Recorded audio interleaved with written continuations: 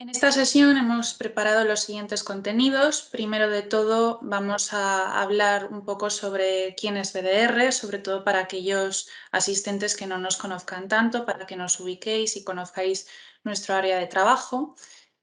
Y luego ya entraremos más en materia y hablaremos sobre las líneas de producto que trabajamos en BDR, así como los grupos de patologías que podemos establecer a partir de los productos que conforman nuestro portfolio y las tecnologías en las que se basan cada una de las líneas que trabajamos, así como los protocolos de trabajo para poder tener un contexto general de todo lo que son nuestras líneas y productos.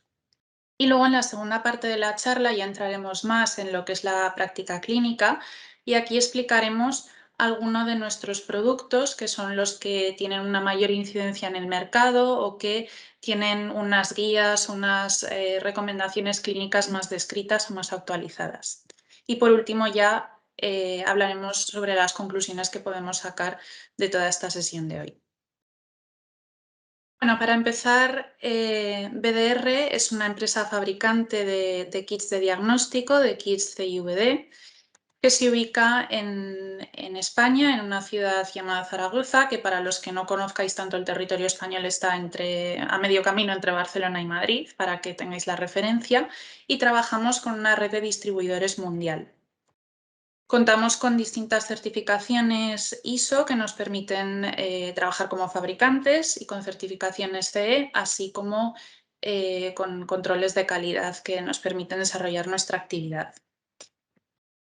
Y en cuanto a nuestro área de trabajo, bueno, fuimos fundados en 2012 y a partir de ahí nos hemos ido especializando sobre todo en el ámbito del HLA de enfermedad y la genética, pero también trabajamos en el ámbito de la bioinformática desarrollando nuestros propios softwares de análisis.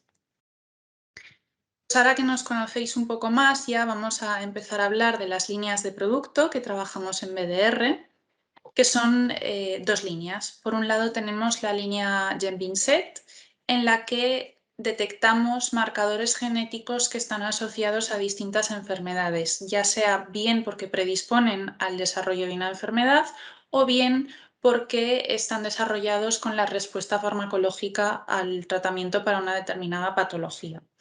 Y lo que tienen en común todos estos kits que conforman la línea GenBinset es que están basados en tecnología de PCR a tiempo real. Y por el otro lado, la línea del GENE, que se basa en un diagnóstico molecular de enfermedades raras, que están todas ellas causadas por una repetición de tripletes. Y aquí otra característica de esta línea es que se basa en una tecnología de análisis de fragmentos. De todos los productos que conforman nuestro catálogo, podemos establecer distintos grupos de patologías que serán de los que hablaremos en este webinar de hoy. Por un lado, de la línea GenBinset podemos hacer un primer grupo, que sería el grupo que tiene mayor número de kits, que sería el HLA enfermedad, que es un área en la que estamos especializados. Y aquí podemos hacer una subdivisión. Por un lado tenemos un conjunto de kits que son que detectan marcadores que predisponen a desarrollar una determinada patología. Y aquí tendríamos pues, algunos de nuestros bestsellers, como son el B27, los kits de celiaquía y algunos otros como el A29, narcolepsia, diabetes y enfermedad de Behçet. Y por otro lado tenemos el segundo subgrupo, que estaría más relacionado con la farmacogenética, es decir, con la respuesta a tratamientos frente a una determinada patología. Y aquí tenemos también otro de nuestro bestseller, que es el B57 y el HLA-C06. Tenemos también dentro de la línea GenBinset un segundo gran grupo de kits que conformarían el panel de hematología y que de nuevo los podemos subdividir en dos grupos. Por un lado tenemos el panel de hemocromatosis en el que ubicamos tres de nuestros kits que permiten la detección de estos tres polimorfismos asociados a la hemocromatosis. Y por otro lado tenemos el panel de trombofilias que está conformado por 4 kits que detectan estas cuatro mutaciones que veis aquí y que actualmente estamos también ampliando. Y en cuanto a la línea del GENE, aquí únicamente establecemos un único grupo de kits en el que determinamos enfermedades raras. Entonces, como veis, pues bueno, tenemos kits para determinación de X frágil, de distrofia miotónica, Huntington y ataxias tanto de Friedreich como espinocerebelosas. Y son todo, pues eso, enfermedades raras que tienen en común estar causadas por repeticiones de tripletes. En cuanto a la tecnología, es importante hacer distinción entre las dos líneas, ¿no? Hablábamos de que en la línea Genvinset estudiamos sobre todo la predisposición a sufrir una enfermedad en función de unos determinados alelos o genes, y aquí lo que queremos determinar es presencia o ausencia de estos alelos específicos, ¿no? Por lo tanto, hablamos de una técnica cualitativa y por ello la tecnología que empleamos es una PCR a tiempo real. Y en el caso de la línea del GIN hablamos ya más de diagnóstico y necesitamos cuantificar estas repeticiones de tripletes porque es lo que nos permite luego establecer el diagnóstico para estas patologías. Por lo tanto, necesitamos de una técnica cuantitativa y es por ello por lo que esta línea se basa en un análisis de fragmentos.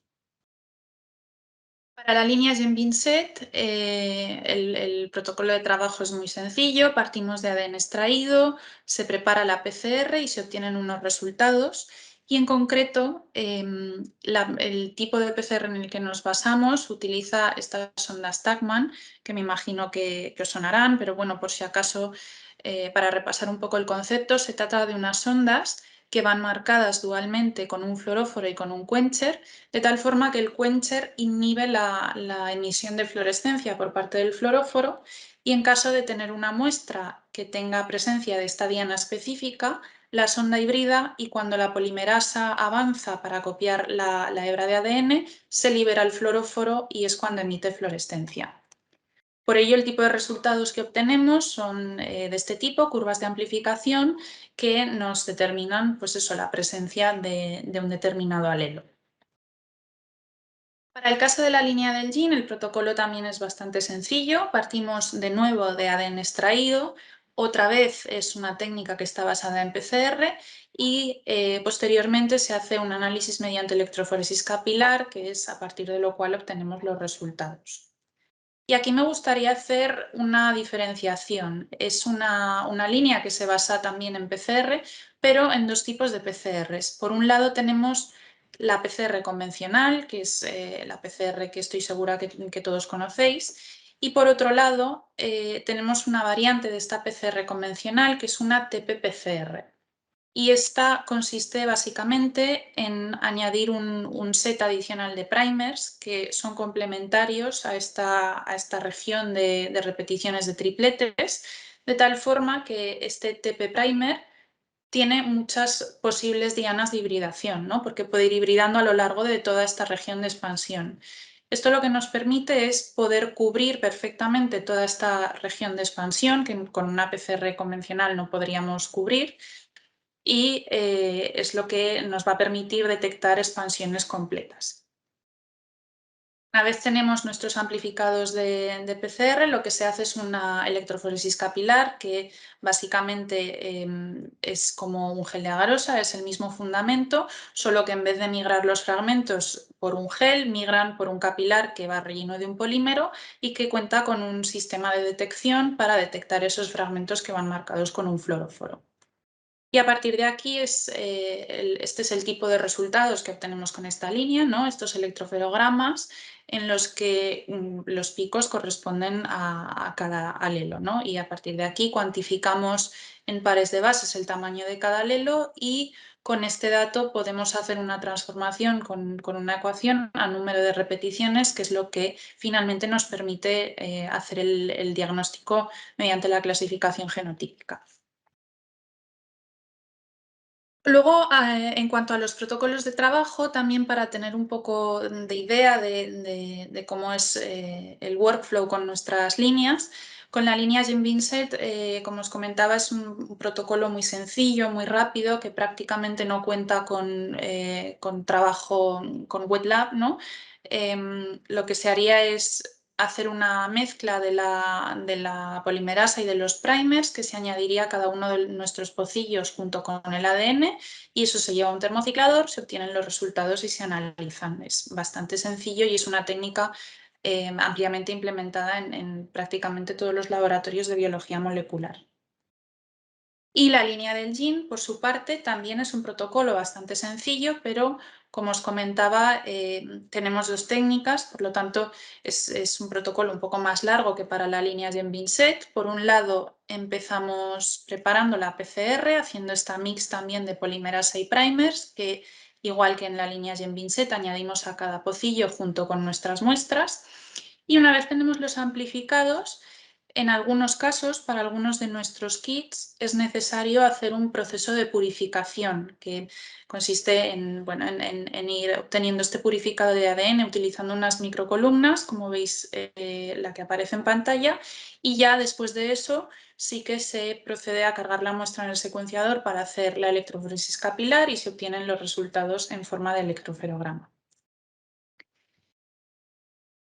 En cuanto al tipo de muestras, como os decía, en ambas líneas partimos de ADN extraído y realmente no tenemos ningún sistema de extracción validado, porque esto lo que nos permite es que nuestros kits sean un sistema abierto, ¿no?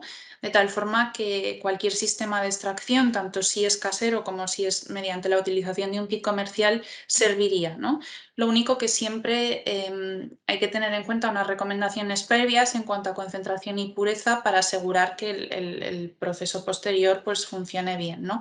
Y esto es especialmente importante para la técnica de Adelgin, porque como os decía, se trata de una técnica cuantitativa, por lo tanto la concentración es un parámetro importante para esta técnica, y en cada uno de nuestros insertos especificamos con qué concentración óptima recomendamos trabajar. Y también, dado que hablamos de técnicas basadas en PCR, es importante también evitar el uso de muestras que nos puedan dar problemas, ¿no? Como por ejemplo muestras hiperlipémicas, hemolizadas, etcétera, así como el uso de heparina como anticoagulante, porque como sabéis es un inhibidor de la PCR. Bueno, y ya una vez hemos puesto en contexto quiénes somos, nuestras líneas de trabajo, nuestros productos, etcétera, ya podemos pasar a hablar de la segunda parte de esta sesión, que es la práctica clínica. Aquí haré de nuevo división entre las dos líneas. Empezaré hablando de la línea GEM-Binset y luego de la línea del GIN. Entonces, para la línea GEM-Binset me gustaría hacer un inciso previo. Como os comentaba, es una línea que nos permite detectar marcadores genéticos asociados o bien al desarrollo de una enfermedad o bien a la respuesta a un tratamiento farmacológico. Y es importante el término predisposición genética, ¿no? Es importante porque hay que tener en cuenta que con nuestros kits y con cualquier otro kit parecido, no vamos a obtener un diagnóstico definitivo en el sentido de que son marcadores que predisponen, pero luego en todo el contexto clínico es importante tener en cuenta otros factores que también influyen al desarrollo de la enfermedad, ¿no? Y en esto también es importante contemplar el hecho de que toda enfermedad está comprendida por la parte genética, que es la que nosotros podemos estudiar con nuestros kits, pero también hay un factor ambiental importante que puede moldear un poco el desarrollo de estas patologías. Entonces, bueno, teniendo esto en cuenta, ya empezamos a hablar de las patologías que nos atañen, las que podemos determinar con nuestro kit, y empezamos con la celiaquía. La celiaquía, como estoy segura que todos sabréis, es una enfermedad muy conocida, de tipo autoinmune, que tiene la particularidad de que el gluten es el desencadenante para que se produzca este rechazo, ¿no? Y es una patología que cuenta con un diagnóstico complejo porque presenta una heterogeneidad clínica importante, ¿no? El diagnóstico no siempre es claro, juegan un papel distintos actores y por ello es importante trabajar con unidades interdisciplinares, es decir, hará falta de las recomendaciones y la ayuda de distintos especialistas, por lo que os decía, porque hay distintos síntomas y distintos criterios que hay que tener en cuenta para poder hacer el diagnóstico, que, como os digo, no siempre es sencillo. De la parte que nos atañe, de la parte genética, sí que está bastante bien descrita en la literatura y se conocen distintos haplotipos que predisponen al desarrollo de esta enfermedad. Se conoce primeramente el haplotipo de Q2.5, que está conformado por los alelos de QV102 y de QA105 y que está presente en aproximadamente el 90 al 95% de los pacientes con enfermedad celíaca. Y aquí cuando hablo de porcentajes me gustaría también hacer un inciso porque evidentemente puede haber variaciones poblacionales y especialmente cuando hablamos del HLA que está compuesto por genes altamente polimórficos, ¿no? Pero no obstante sí que es llamativo el alto porcentaje en el que está presente este haplotipo dentro de los pacientes con enfermedad celíaca. Lo que también se conoce para este haplotipo es que es importante la carga del alelo de QV102. Se sabe que cuando está en homocigosis el riesgo es el más alto y cuando está en heterocigosis el riesgo es muy alto también, pero un poco menor que en homocigosis. Luego hay otro haplotipo descrito, que es el de Q8, conformado por los alelos de QV103 y de QA10301, y en este caso está presente en aproximadamente la mitad de los pacientes celíacos que no tienen el DQ2.5. Y se sabe que este haplotipo conforma un riesgo moderado a sufrir la celiaquía. Y finalmente el haplotipo de Q2.2, que está conformado por los alelos de QV102 y de QA102, que está presente en un porcentaje menor de pacientes celíacos, pero aún así también cierto porcentaje, y ya conforma un riesgo bastante menor en comparación con los otros dos. Para el diagnóstico de la celiaquía, como os decía, no siempre es sencillo, pero básicamente se basa en tres partes, ¿no? Por un lado, se basa en la serología para la detección de estos anticuerpos antigliadinas y por otro lado, se basa en la genética, en el tipaje de HLA, en la búsqueda de estos alelos que os comentaba en la diapositiva anterior. Y también en una biopsia que en algunos casos se requiere para confirmar el diagnóstico o como prueba suplementaria. Entonces, en la parte genética, que es en lo que estudiamos nosotros con nuestros kits, hay distintas recomendaciones. Por ejemplo, aquí os pongo la Sociedad Europea para el Estudio de Enfermedad Celíaca recomienda tipar el HLA en los siguientes casos. Pues, por ejemplo, para excluir la enfermedad, sobre todo en pacientes que ya están con una dieta libre de gluten, pero que pueden presentar sintomatología, para acabar de definir un diagnóstico que es incierto. Como os decía, a veces hay pruebas que son discordantes, por ejemplo, entre serología e histología, con lo cual la genética nos puede dar soporte en este sentido. También para hacer screening de personas que son asintomáticas, pero en las cuales puede haber sospecha de desarrollo de la enfermedad, por ejemplo, en hermanos que tengan historia familiar de celiaquía, y en pacientes que puedan tener otras enfermedades y en los que sea necesario hacer esta evaluación de celiaquía. Y aquí os pongo un ejemplo de la guía de la Sociedad Española de Gastroenterología, Histología, Hepatología y Nutrición Hepática, simplemente a modo de ejemplo, pero como esta guía hay varias de otras asociaciones y de otros grupos, pero simplemente como ejemplo para que veáis la importancia del tipaje HLA, que como os decía está muy bien descrita la genética y los haplotipos que os comentaba están presentes en un alto porcentaje de los pacientes celíacos. Por lo tanto, cuando tipamos para estos haplotipos y nos sale un resultado negativo, prácticamente ya es la enfermedad celíaca ya se puede descartar del todo, ¿no? Por lo tanto, es un tipaje importante sobre todo por su alto valor predictivo negativo y para ayudar a respaldar al diagnóstico, y en algunos casos, pues bueno, este resultado negativo nos puede evitar hacer pruebas más invasivas como una biopsia, ¿no? Por lo tanto, tiene bastante peso en lo que es todo el diagnóstico de la celiaquía. Cambiando ya a otro kit, pasamos al HLA-B27. En este caso hablamos de espondiloartropatías, que son un grupo de patologías de tipo artrítico en el que se producen inflamaciones crónicas. Son enfermedades autoinmunes, a pesar de que son seronegativas, y se caracterizan por la afección que tienen a nivel de columna y articulaciones sacroiliacas sobre todo, pero también se puede producir artritis periférica, entesis y otras sintomatologías, ¿no? Y tienen también en común que tienen características clínicas, genéticas, radiológicas y de respuesta al tratamiento que son bastante similares y que facilitan el descarte de otras patologías de las cuales se podría sospechar, ¿no? Como por ejemplo la artritis reumatoide. También se sabe de las espondiloartropatías que se puede establecer una clasificación. Por un lado tenemos las axiales, que serían aquellas cuyos síntomas afectan al eje central, al raquis, a lo que es la columna y las articulaciones sacroiliacas. Y por otro lado, las que son periféricas, cuyos síntomas serían periféricos y por lo tanto estarían afectando a las articulaciones periféricas. Y bueno, dentro de este grupo de espondiloartropatías hay descritos una serie de trastornos, de los cuales los más comunes son los que os muestro aquí en esta diapositiva y que evidentemente son parecidos porque conforman todos ellos el grupo de espondiloartropatías, pero que cada uno tiene sus características particulares, ¿no?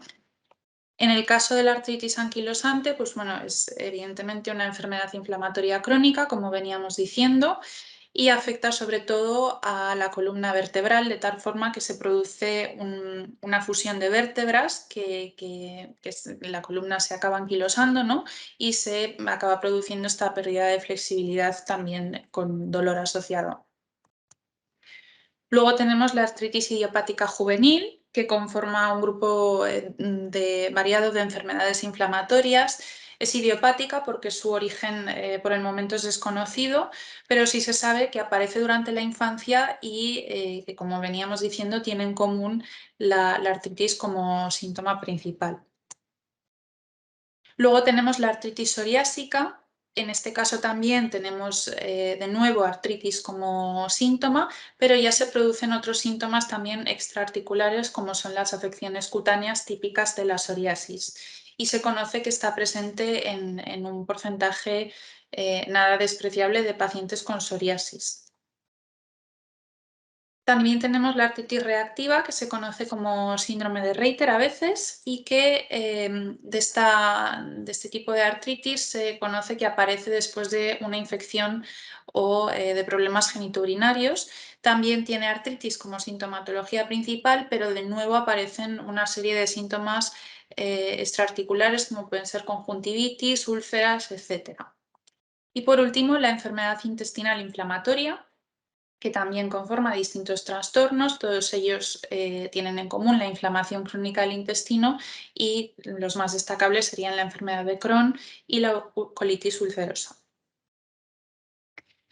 Bueno, lo que se conoce de todas estas patologías es que tienen en común el compartir este alelo, el HLA-B27, que está presente, como podéis ver, en un alto porcentaje de pacientes y que por lo tanto se cree que es un factor genético predispositivo muy importante, ¿no? Aquí está la teoría del péptido artitrogénico, que bueno, vendría a decir que este alelo B27 permite presentar ciertos antígenos que guardarían similitud con otras proteínas que podemos encontrar en las articulaciones y precisamente por ello se producen estos síntomas que afectan sobre todo articulaciones, ¿no?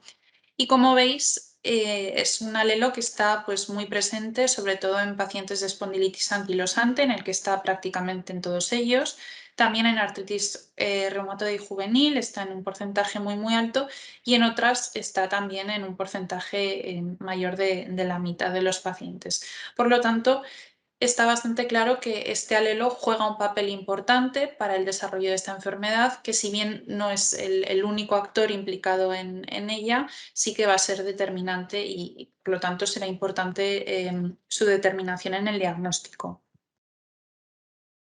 El diagnóstico para este tipo de enfermedades se basa sobre todo en criterios clínicos y en criterios radiológicos, pero evidentemente tanto uno como otro no permiten hacer un diagnóstico precoz porque los síntomas se detectarían una vez ya han aparecido y la enfermedad está avanzada, ¿no? Entonces, en este caso, juega un papel muy importante el tipaje de este alelo porque, como ya hemos visto, tiene un peso claro en el desarrollo de la enfermedad y sí que nos permitiría hacer un diagnóstico precoz. Para el diagnóstico de las espondiloartropatías, originariamente existían una serie de criterios, que son estos tres que veis en pantalla. Y como podéis ver, los dos más antiguos, el criterio de Nueva York y el criterio del Grupo Europeo para el estudio de espondiloartropatías, se basaban únicamente en la clínica y radiología. Pero sí que es cierto que a partir de la aparición de los criterios de Bernard Amor en 1991 ya se empezó a incluir el tipaje de este alelo y por lo tanto la genética ya empezaba a jugar un papel importante para el diagnóstico de estas patologías. Y a partir de ahí empezaron a aparecer una serie de distintos criterios, como por ejemplo el que os muestro aquí de LASAS, en el que ya efectivamente se incluía el tipaje del HLA-B27 para ayudar al diagnóstico de esta patología. Por lo tanto, podéis ver que juega un papel muy importante y que hoy en día se tiene en cuenta para el diagnóstico de estas patologías.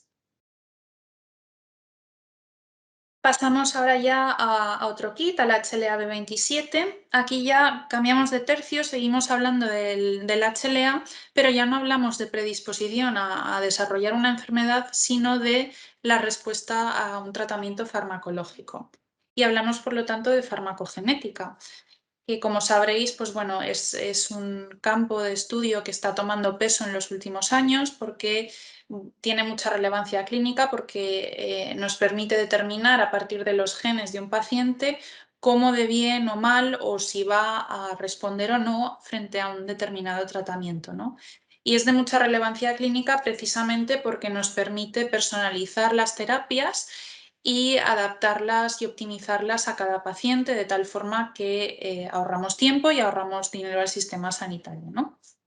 Para este caso, en concreto, para el HLA-B57, el fármaco del que hablamos es el sulfato de abacavir, que es un fármaco sintético empleado para el tratamiento del virus del SIDA, ¿no?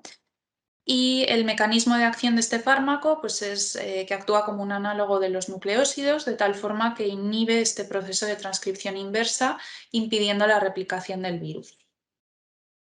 Lo que se conoce de este tratamiento es que en aproximadamente del 5 al 8% de los pacientes con SIDA se desarrolla una hipersensibilidad.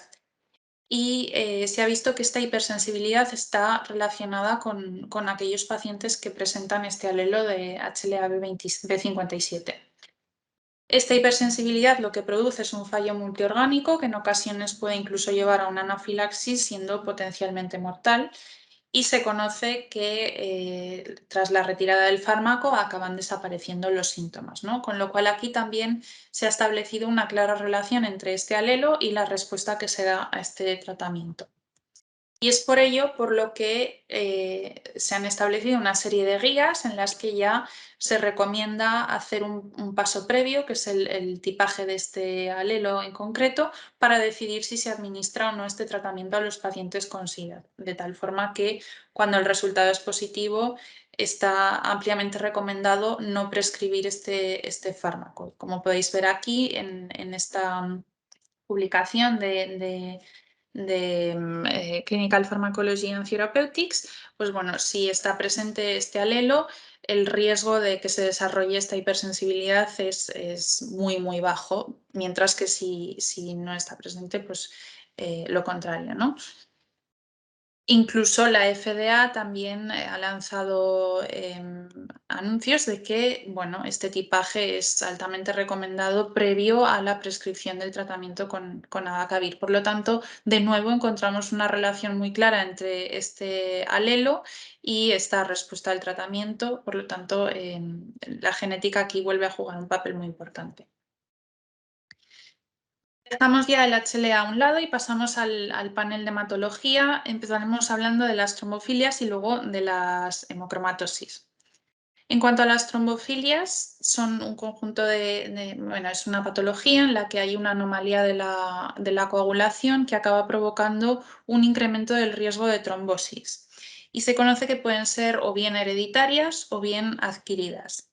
Lo que se sabe es que los eventos trombóticos se pueden producir por distintas causas. Se puede producir una trombosis idiopática, en la cual la causa es desconocida, o se puede producir una trombosis asociada a causas médicas, como por ejemplo asociada a una inmovilización por una rotura de hueso, asociada a embarazo, etc., y por eventos quirúrgicos.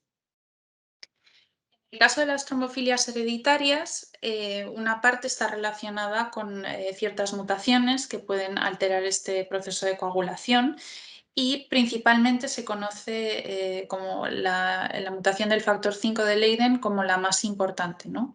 Lo que sucede en esta mutación es que bueno, el factor 5, que actúa como cofactor del complejo protonvinasa, no es reconocido por la proteína C, de tal forma que esta proteína C no lo puede inhibir, y toda la cascada de coagulación está sobreactivada. Por lo tanto, aumenta el riesgo de coagulación y de sufrir un evento trombótico. También está descrita la mutación del factor 2, que es una serina proteasa que cataliza la conversión de fibrinógeno a fibrina. Como veis, aquí actúa un paso más abajo de la cascada de coagulación, pero de nuevo se ve alterado toda la línea de señalización, ¿no? Se produce, debido a esta mutación, una sobreexpresión del factor 2, y toda la línea de coagulación está sobreestimulada, incrementando también el riesgo de trombosis. Fuera de la cascada de coagulación se ha descrito otra mutación en el gen de la MTHFR, la tetrahidrofolato reductasa, que es una enzima muy importante para el metabolismo del folato. Aquí se han descrito dos mutaciones, la más conocida es la C677T, y luego también está otra que es la 1298C, que se sabe que influye, pero la fisiopatogenia es un poco menos conocida. Pero bueno, básicamente lo que sucede es que se produce una inhibición del ciclo del folato que provoca una acumulación de homocisteína en sangre, la cual provoca daños en los vasos sanguíneos, y esto es lo que estimula de nuevo la cascada de coagulación y pues favorece la formación de coágulos y de eventos trombóticos. Para el diagnóstico de las trombofilias hereditarias, los criterios se basan sobre todo en la determinación de proteínas anticoagulantes que estarían deficitarias, ¿no? Como sería la proteína C, la proteína S y la antitrombina, y luego la determinación de las mutaciones que comentaba del factor 5 de Leiden, el factor 2 y la MTHFR. Y aquí lo que se ha establecido es que se recomienda la búsqueda de trombofilia genética en los siguientes casos: en pacientes en los que no está claro el tiempo de anticoagulación, que es el tratamiento que se da a este tipo de patologías por determinados factores clínicos; en pacientes que tengan una trombosis idiopática, antes de retirar el tratamiento de coagulación, para ver precisamente si la genética puede ser la causa de esta trombosis; y en mujeres en edad reproductiva que tengan antecedentes familiares, porque el embarazo en el embarazo se pueden producir eventos trombóticos con más facilidad, ¿no? Pues también como método preventivo. Pasamos ya a hablar de la hemocromatosis, también dentro del panel de hematología. La hemocromatosis es una afección en la que se produce una acumulación de hierro en exceso en distintos órganos, pero que afecta sobre todo al hígado, al corazón y al páncreas, y también puede ser primaria o secundaria. En el caso de la hemocromatosis primaria, se trata de una hemocromatosis hereditaria que, por lo tanto, también viene definida por mutaciones, en este caso en el gen HF. Y en el caso de la hemocromatosis secundaria, pues bueno, sería resultado de otros trastornos, como podrían ser anemia o enfermedades hepáticas, etc. En cuanto a la hemocromatosis hereditaria, que es la que nos atañe a nosotros, Las mutaciones que se han descrito en este gen HFE son estas tres que podéis ver en pantalla y afectan a este gen que codifica para la proteína hepcidina, que es una proteína que actúa en la homeostasis del hierro, ¿no? Actúa como ligando del transportador de hierro ferroportina. La fisiopatogenia de esta enfermedad es que bueno, se produce una absorción intestinal excesiva de hierro y este hierro se va acumulando en los distintos órganos provocando daños, ¿no? Entonces, bueno, lo que sucede es un poco lo que podéis ver en este esquema. A la izquierda sería el comportamiento normal de una persona sana en la que, bueno, la hepcidina no está afectada, por lo tanto ayuda a la ferroportina a transportar el hierro que es absorbido por los enterocitos y se va liberando de manera normal y en cantidades normales al sistema, ¿no? Y en el caso de pacientes con mutaciones en el gen HFE, pues lo que sucede es que esta absorción de hierro por parte del intestino es excesiva y por lo tanto se va acumulando en los órganos. Aquí el diagnóstico se basa en tres pilares, se basa en una parte bioquímica que estudiaría la ferritina sérica, el hierro sérico en ayunas, la saturación de la transferrina, en estudios genéticos que estudiarían precisamente las mutaciones de las que venimos hablando y también sería necesario en algunos casos hacer una biopsia hepática para estudiar el daño histológico, ¿no? En el caso de la bioquímica lo que sucede es que estos marcadores que se determinan pueden estar alterados por otras afectaciones, con lo cual no son específicos y aquí es donde juega un papel importante la genética porque nos pueden ayudar a confirmar el diagnóstico bioquímico. Así que de nuevo es una prueba que actúa como complemento de otros factores que también hay que tener en cuenta para el diagnóstico. Y como sucedía en la celiaquía también, los estudios genéticos nos pueden ayudar a evitar una biopsia que es una técnica invasiva, ¿no? De nuevo, hay distintas guías y algoritmos que ayudan a dirigir un poco este diagnóstico, ¿no? Y como podéis ver en esta, que es un ejemplo también, pues bueno, está incluido la determinación genética y en función de los resultados, pues el diagnóstico es uno u otro. Por lo tanto, aquí también tiene un peso importante en todo el proceso diagnóstico. Y ya finalmente pasamos a la línea del gym, que es nuestra otra línea de productos. Aquí, como os decía, estudiamos enfermedades que son enfermedades raras y que están todas ellas causadas por repeticiones de tripletes.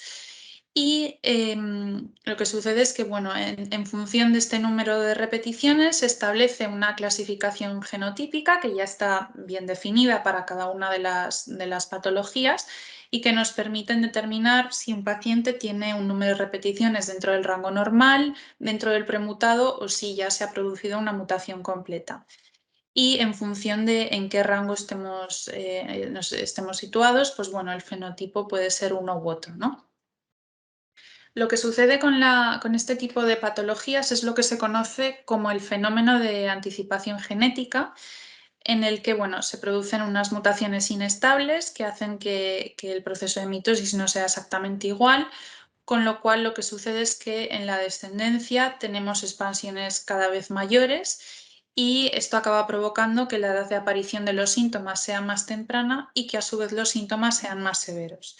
Por lo tanto, en este caso es especialmente importante hacer un diagnóstico precoz y es por ello por lo que se suelen hacer estudios de portadores y prenatales, ¿no? Pues porque ayudan también a tomar decisiones importantes en cuanto a portadores y prenatales. Sí que es verdad que se hacen también otros tipos de estudios, ya sean screening o de otro tipo, pero sobre todo el diagnóstico precoz es el que juega un papel de alta importancia para este diagnóstico. Bueno, y ya para finalizar, pues podemos hablar de las conclusiones que sacamos de esta sesión. Principalmente es importante tener en cuenta el tipo de determinación que estamos haciendo, como os comentaba, tener claro si estamos hablando de predisposición o de diagnóstico propiamente, como sería en el caso de la línea del GIN.